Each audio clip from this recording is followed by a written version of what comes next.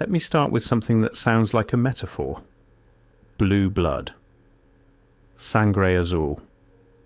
The phrase travels across at least a dozen languages, on at least 5 continents, used to describe the same class of people. Rulers, priests, the anointed, the chosen, those who sit above the mechanisms of ordinary civilization and pull quietly at the levers the rest of us cannot see. We are told it's a metaphor. We are told it means noble lineage, aristocratic heritage, the right family name written into the right ledger at the right moment in history. But what if it isn't a metaphor at all? What if for the entirety of recorded history, a certain class of rulers have been described consistently, repeatedly, across cultures that supposedly never spoke to one another as possessing blood that was literally, physiologically, observably different? That is the question I started with. A small question, it seemed, a curious one. The deeper I looked, the less small it became. The word aristocrat in its oldest Greek form doesn't mean wealthy. It doesn't mean powerful. It means best-blooded. The assumption buried inside the language itself is that the rulers are made of something different, not better educated, not more strategically positioned, differently constituted. This is where I want you to pause, because we have been trained carefully, I would argue, to interpret that kind of language as pure symbolism, as the self-flattering mythology of ruling classes who needed stories to justify their thrones. But symbolism doesn't explain the consistency. The pattern repeats with unsettling precision across every civilization we've studied in any depth. The pharaohs of Egypt were described in temple records as possessing a divine ka, a life force distinct from ordinary humans, and their bloodlines were tracked with obsessive bureaucratic precision across centuries. The early Chinese emperors were said to descend from dragons, a word whose oldest pictographic root does not mean serpent in the way we assume, but rather references a class of beings whose nature was different.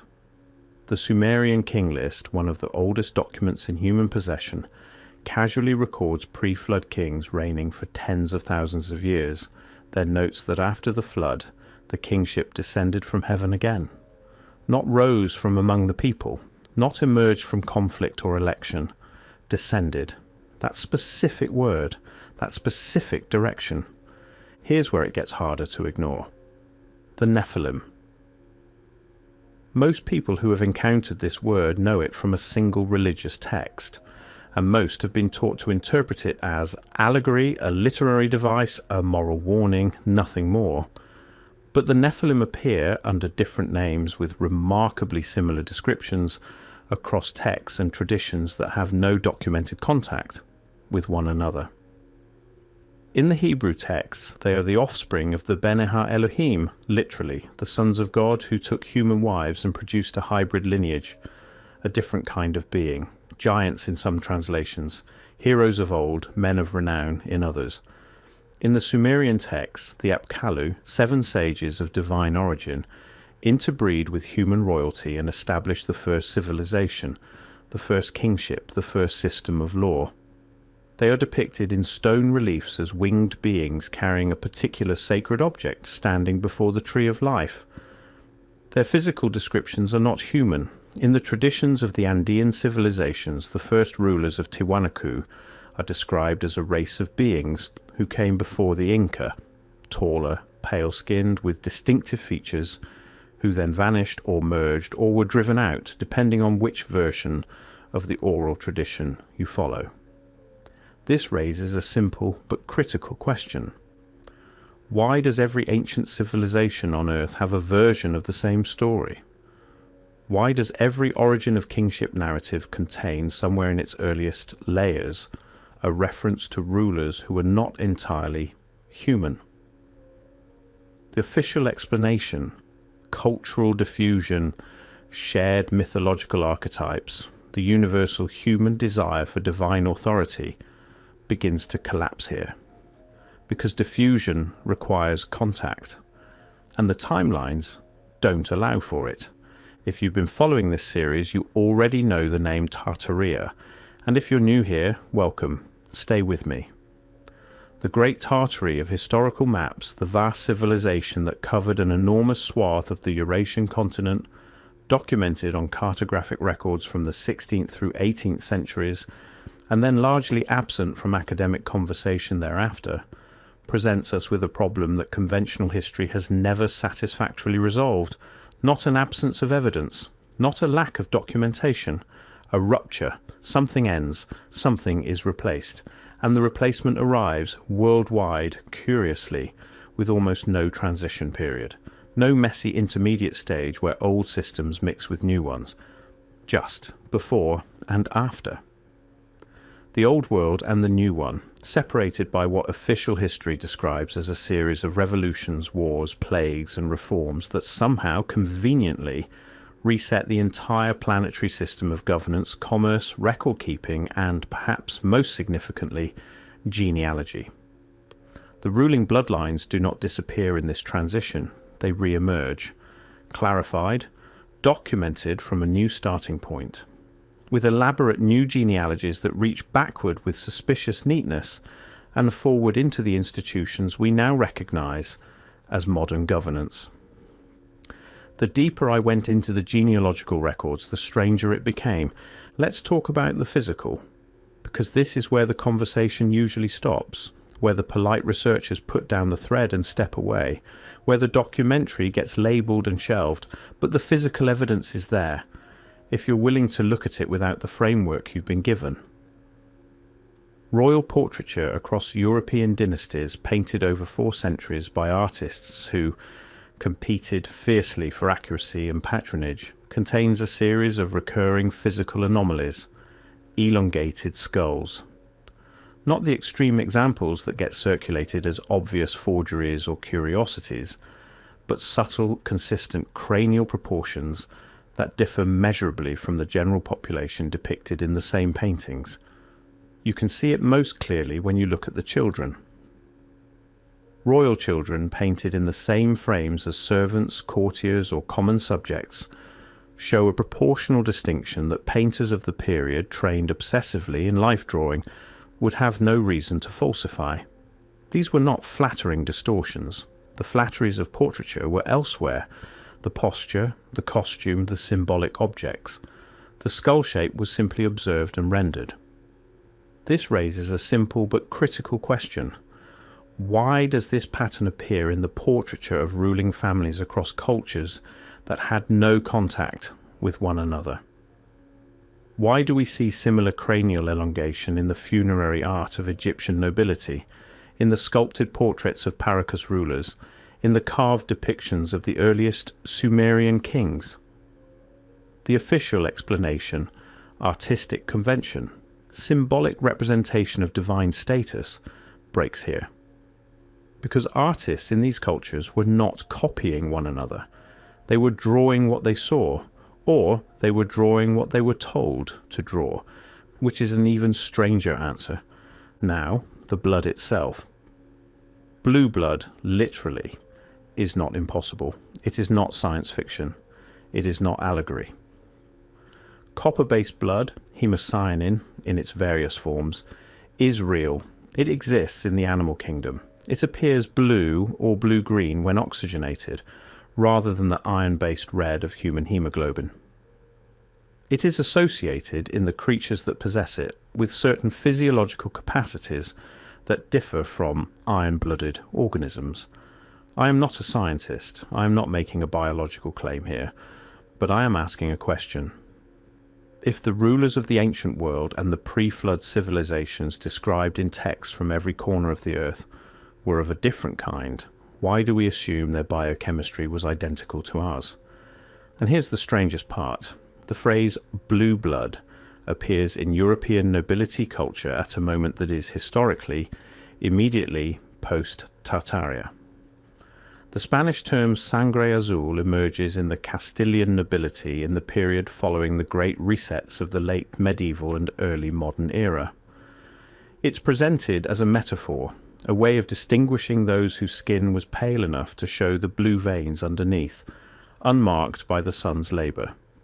That is the official explanation. But that explanation requires us to believe that an entire continent's ruling class adopted a phrase describing visible blue veins in the skin, without anyone remarking that this was a strange way to describe lineage. Skin transparency is not heritable in the way the phrase implies. You cannot reliably pass down the appearance of visible veins as a genetic trait that precisely tracks your membership in a ruling bloodline, unless what was being described was not vein visibility, unless what was being described was something in the blood itself. Once you see it, you can't unsee it. The medieval texts that describe royal ceremonies, particularly the anointing ceremonies, the coronations, the rituals of succession, include physical examinations of the heir, not just medical examinations in the modern sense, ritual examinations carried out by specific priestly or scholarly classes who were, and this is documented, sworn to secrecy about what they observed. What were they observing? We don't know. The records of those examinations, where they existed, are among the most thoroughly lost documents of the pre-modern era. Not accidentally lost, not destroyed by fire or flood in the ordinary way of things. Gone. In the archives I was able to access, the absence itself is documented. You can find records of records, indices of documents that once existed, references in secondary text to primary sources that cannot now be located. This is unusual. Most historical losses are random. Fire destroys a whole archive, not a specific category of documents within it. War scatters collections indiscriminately. But the specific class of documents that describe the physical characteristics of royal heirs, the succession examinations, the bloodline verifications, these show a pattern of targeted absence that is, once you see it, impossible to explain as coincidence. The pattern repeats with unsettling precision. Consider the world-spanning coordination problem. This is the piece that the official narrative simply cannot answer. Not around one civilization, not around two, around every major ruling structure on Earth simultaneously, in the same narrow historical window, we see the same phenomenon. A reset of genealogical records, a reconstruction of bloodline documentation, a new official narrative about the origins of the ruling class that references backward into conveniently undocumented antiquity, but begins its reliable documentation at approximately the same period. 17th century, 18th century. Not in Europe alone, in the reorganized empires of Asia, in the newly established colonial governance structures of the Americas, in the restructured sultanates and caliphates of the Middle East and North Africa. Everywhere, the documented genealogy of the ruling class has a similar horizon. This is the coordination problem. We are asked to believe that across these widely separated, supposedly unconnected civilizations, the same genealogical reset happened independently, for independent reasons, in the same historical window, producing the same documentary gap and resulting in the same class of rulers emerging from the rubble with new papers and old claims. The evidence suggests something much larger was being managed, not why, not when, not under which formal decree, not the mechanisms of ordinary historical change. How? How do you coordinate the simultaneous reconstruction of ruling legitimacy across an entire planet? You coordinate it if you have a network old enough and organized enough and motivated enough to execute a world-spanning project of historical replacement. And that raises its own question, because a network capable of that is not the network of any government or army we know of. It is the network of a bloodline with something to protect. Here is what the Tartaria research, combined with the bloodline anomalies, appears to suggest. I say appears to suggest carefully. I am not making a claim. I am following a thread. The civilization we have labelled Tartaria, or rather the civilizations that the European cartographers of the 16th and 17th centuries labelled under that umbrella, may have represented something other than what the dismissive academic consensus describes. not a medieval backwater, not a collection of nomadic cultures being euphemistically mapped. Something organised, something architecturally sophisticated, something with a ruling structure whose physical characteristics were, in the records that have survived, described in ways that don't map onto ordinary human biology. The Tartarian rulers in the fragmentary accounts that do survive, in the travel literature, the trade records, the missionary documents that were later heavily edited or recalled, are described with a consistency that is, once you notice it, difficult to dismiss.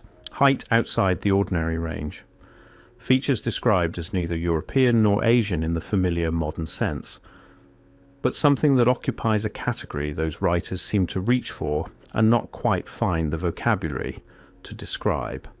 And the blood. There are references, obscure ones, buried in footnotes, in secondary sources, in documents that have not been digitized and do not appear in any searchable academic database, to the physical examination of Tartarian lineage rulers that mirror exactly the examination rituals of European nobility.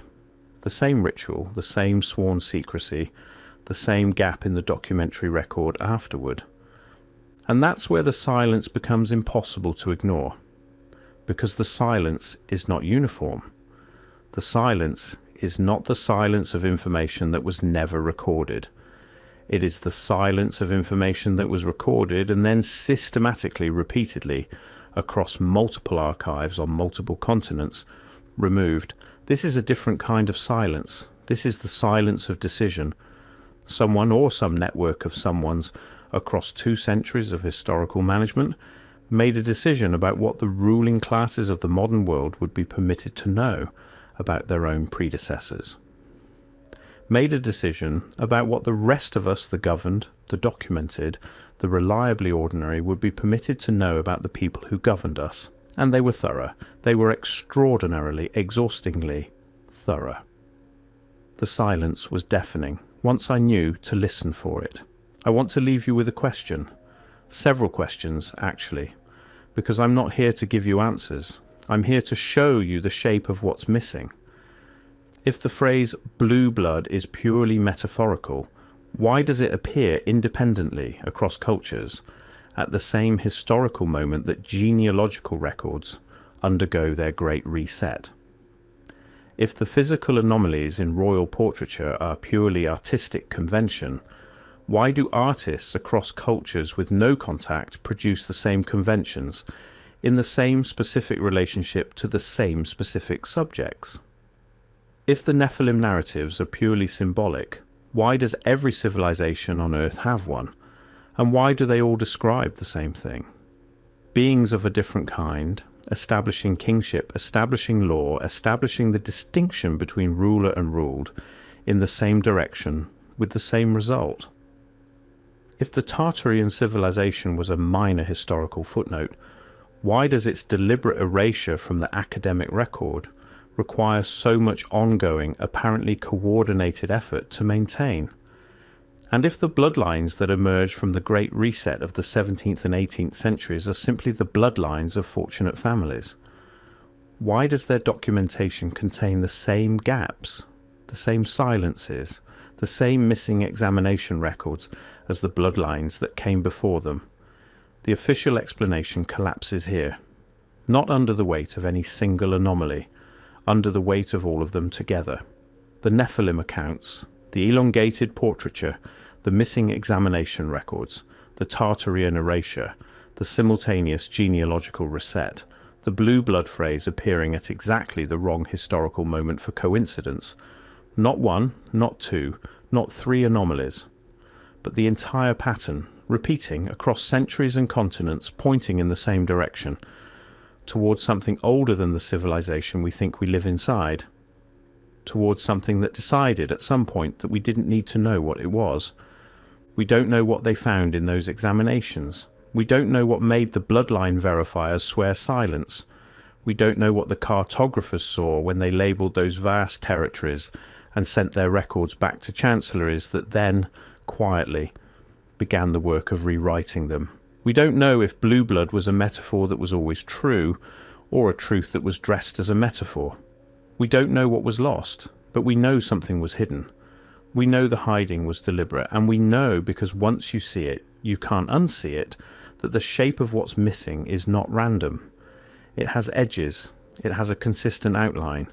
It points toward a specific kind of question about a specific kind of people who held a specific kind of power for a very long time, and who needed, at a very specific moment in history, for the rest of us to stop asking what kind of people they actually were. I'll be continuing this research. The thread goes deeper. It always does.